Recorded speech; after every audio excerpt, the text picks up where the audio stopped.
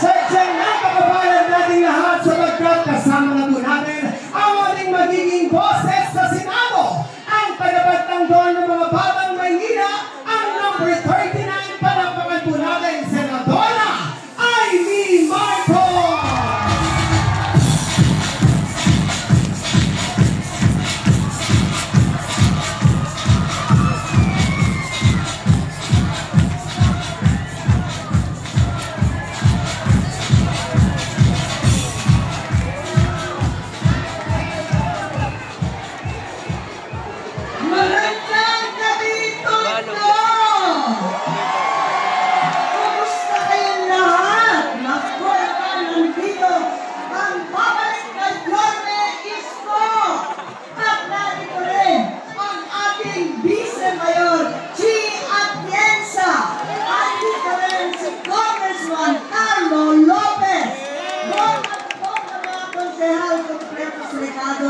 At tuwang-tuwa po kung makapiling kayong lahat ang kababaihan.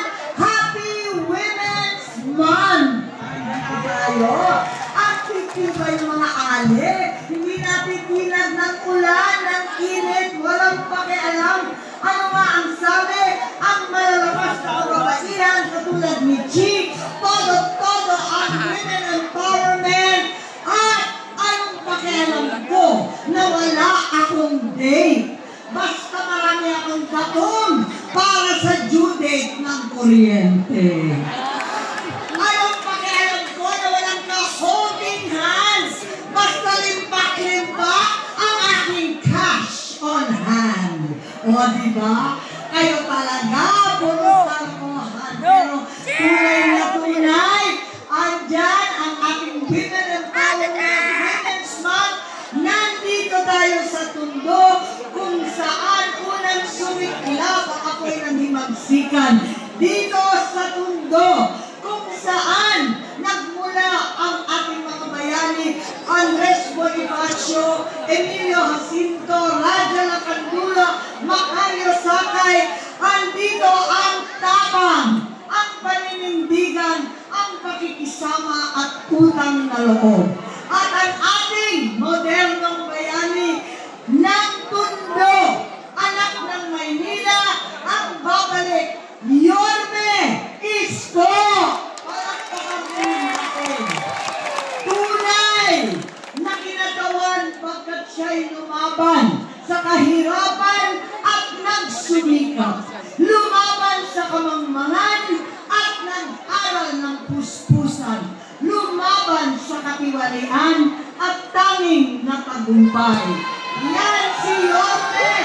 Kaya tunay na anak ng Maynila at pinagmamalaki ng Tondo. Dadalhin po natin sa Tondo, dadalhin sa Senado ang lahat ng hangot sa Tondo. Ang tapang, ang paninindigan, at sana'y tulungan ninyo ako na maibaba ang presyo ng ating bilihin. Aanhin ang pag-ibig na wagas kung walang pambili ng bigas. Talaga naman. Kaya nga, tulungan, tuloy-tuloy ang ating mga magsasaka na ibagsak ang presyo. Hindi importasyon ang solusyon, kundi pagtibayin ang ating magsasakang Pilipino. Yan ang importante sa ating mga kabataan. Nako, mag-aral na kayo ng lahat ng technology, ng engineering, mag-online racket kayo. Higit sa lahat, mag-creative industries. Kasi yan din ang pinagmulan ng artista na ating bidang-bidang Yorme. Diyan tayo, talaga naman, galing ng taga Maynila, malikhain, may sining, may diwa, may puso. Sigurado ako kayang-kaya ng ating mga anak yan. At higit sa lahat, alam naman natin ang hirap ng buhay. Kung mahirap mabuhay, mas lalong mahal magkasakit. Nabanggit na ang mga ospital, andyan yung mga ospital ng nanay ko. Ang luma-luma na ng Philippine Heart Center. Ang luma-luma na ng lung.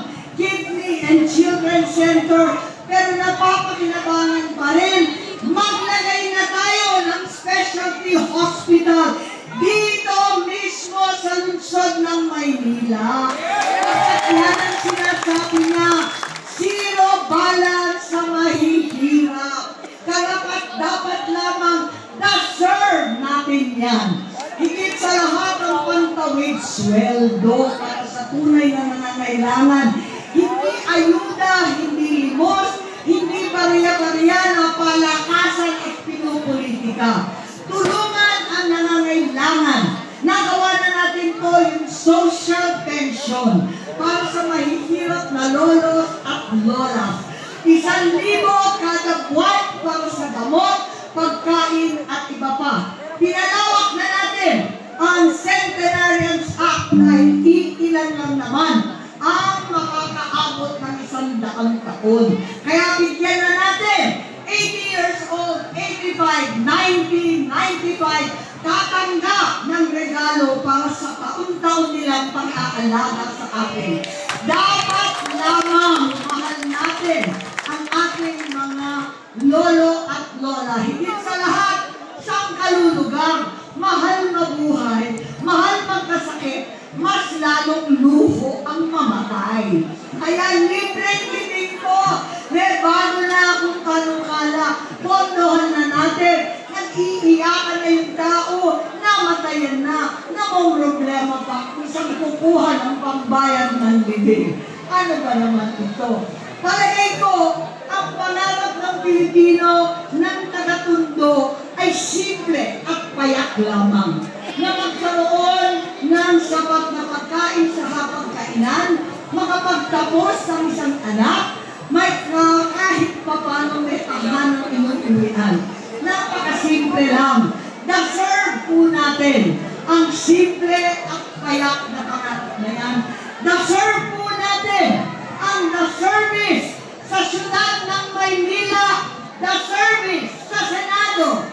Sulit, Senador po, 39 pesos only. IT Marcos po, ang ating problema laging ay may solusyon. IT solusyon po, 39 sa balota. Maraming salamat.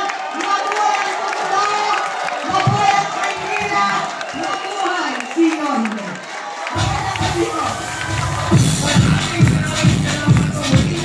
Huwag naman po namin kalilimutan sa hanay ng mga senador, ang number 29, Senadora Amy Marcos!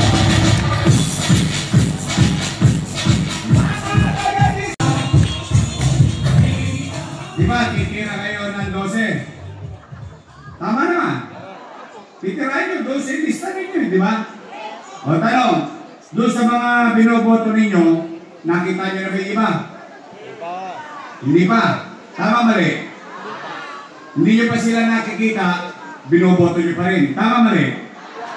Ito, nagpunta pa sa Tondo. May asin pa, tingnan mo. Ha? May asin pa, no? Pwede pa, no? Magaling na senador. Matapang. Marunong. Ito, bibira to sa pagkatao. Bibira to. Lalo na dyan sa Senado, bibira to. May sariling disposisyon sa buhay. In fact, yung pinapasok niyang tema, yung pinapasok niyang daan, sumisikip na sumisikip. Bakit? Ipinaglalaban niya taong bayan. Yes! Ang pinakamabisa sa kanya, manamlay, manahimik, pero ni minsan hindi nanahimik si Amy Marcos.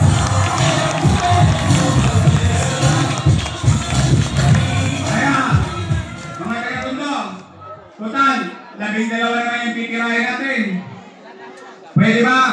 Isama na natin si Amy Marcos.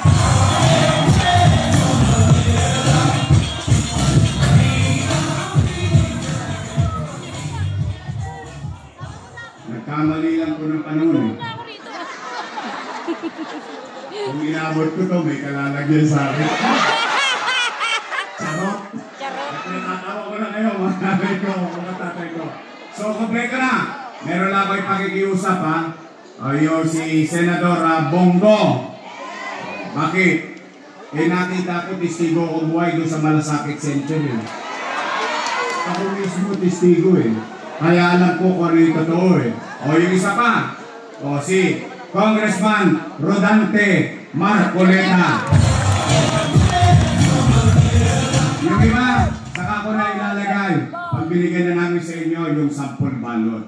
O for the meantime, nandito si Amy may dalang solusyon para sa problema ng taong bayan dito sa ating bansa. So muli po, mga nanay ko, mga tatay ko, maasahan ba namin kayo? Anong pinangako ninyo sa akin? 0! Anong pinangako nyo? Oh. Sisingilin ko kayo. O pagtapos ng eleksyon, ako naman ang singilin